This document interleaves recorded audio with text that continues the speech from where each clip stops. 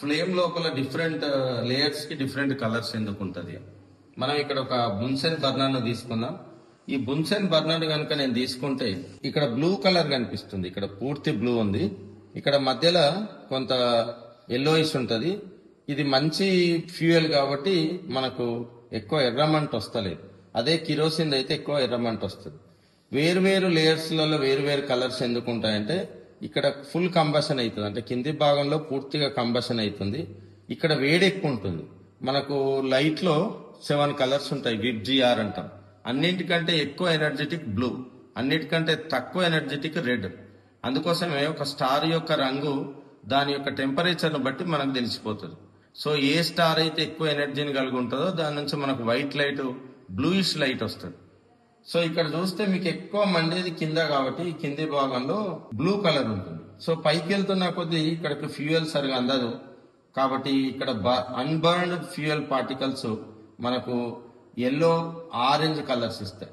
పూర్తిగా పైకి వెళ్తే మీకు రెడ్ కలర్ వస్తుంది. సో వేరు లేయర్స్ పైకి వెళ్తున్న కొద్ది టెంపరేచర్ తగ్గుతుంది కాబట్టి ఇక్కడ ఎనర్జీ తక్కువ ఉంటుంది.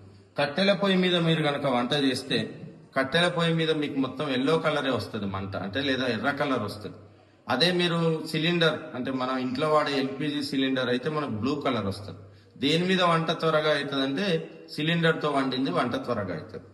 సో ఇంకొక రీజన్ కూడా ఉంటుంది. ఫ్యూయల్ వల్ల కలర్ కు కారణం ఉంటే అట్లానే మండే విధానం వల్ల, అట్లానే ఇప్పుడు మన కెమిస్ట్రీలో చేస్తారు ఫ్లేమ్ టెస్ట్ అని. ఇది కనుక మీరు చూస్తే అది కాపర్ నైట్రేట్ అంటే ఒక కాపర్ సాల్ట్. వేరు పదార్థాలని మండించినప్పుడు వేరు రంగుల్ని ఇస్తాయి. ఎందుకంటే దీనిలోని ఎలక్ట్రాన్స్ ఎనర్జీని తీసుకొని ఎగ్జైట్ అవుతాయి. సో వేరు పదార్థాల్లో ఎలక్ట్రాన్ లెవెల్స్ వేరే ఉంటాయి కాబట్టి ఇది పైకి వెళ్ళి మళ్ళీ డీఎగ్జైట్ అయ్యి అంటే పై కక్ష నుంచి కిందికి పడిపోయేటప్పుడు దాని రంగు వస్తుంది. ఈ కాపర్ది కనుక చూస్తే మీకు బ్లూయిష్ గ్రీన్ కలర్ వస్తుంది. ఇది కాపర్. అట్లానే వేరు సాల్ట్స్ తీసుకుంటే మీకు వేరు రంగులు వస్తాయి. ఇంకా మన దగ్గర స్ట్రాన్సియం ఉంది. స్ట్రాన్సియం ను కూడా చెక్ చేస్తే మీకు క్రిమ్సన్ రెడ్ కలర్ వస్తుంది. చూడండి ఎంత ఎరుపు రంగు వస్తుంది. ఇది క్రిమ్సన్ రెడ్. ఎందుకంటే పదార్థం మండడంతో కూడా దాని యొక్క ఆ ఫ్లేమ్ యొక్క రంగు దీన్ని ఆధారంగా కెమిస్ట్రీలో ఎలిమెంట్ ను గుర్తిస్తారు. మీరు అట్లానే ఇంకొకటి కాల్షియం కూడా చూడొచ్చు. కాల్షియం అయితే మీకు బ్రిక్ రెడ్ కలర్ వస్తుంది.